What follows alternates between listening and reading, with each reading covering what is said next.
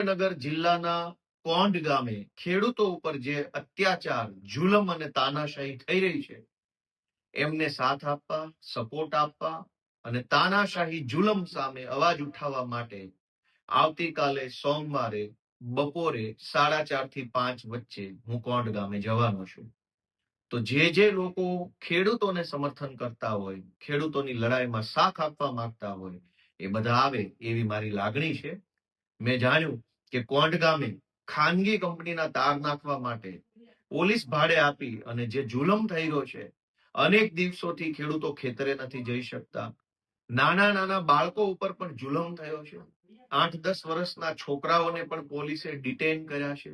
માતા બહેનો સાથે ગેરવર્તન કરવામાં આવ્યું છે. ખેતરની અંદર ભયંકર નુકસાન કરવામાં આવ્યું છે.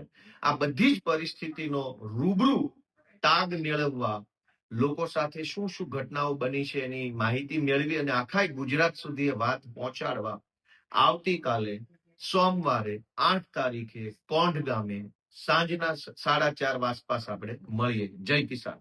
નગર જિલ્લાના કોંઢ ગામે ખેડૂતો ઉપર જે અત્યાચાર, જુલમ અને તાનાશાહી થઈ રહી છે, એમને સાથ આપવા, સપોર્ટ આપવા અને તાનાશાહી જુલમ સામે અવાજ ઉઠાવવા માટે આવતીકાલે સોમવારે બપોરે 4:30 થી 5 વચ્ચે હું કોંઢ ગામે જવાનો છું.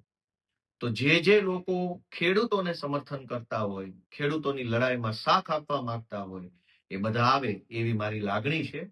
મેં જાણ્યું કે કોંઢ ગામે ખાનગી કંપનીના તાર નાખવા માટે પોલીસ ભાડે આપી અને જે જુલમ થઈ રહ્યો છે, અનેક દિવસોથી ખેડૂતો ખેતરે નથી જઈ શકતા.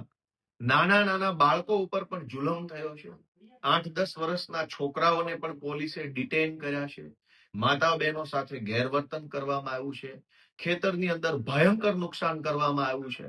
આ બધી જ પરિસ્થિતિનો રૂબરૂ તાગ મેળવવા, લોકો સાથે શું શું ઘટનાઓ બની છે એની માહિતી મેળવી અને આખા ગુજરાત સુધી એ વાત પહોંચાડવા આવતીકાલે સોમવારે 8 તારીખે કોંઢ ગામે સાંજના 4:30 આસપાસ આપણે મળીએ. જય કિસાન.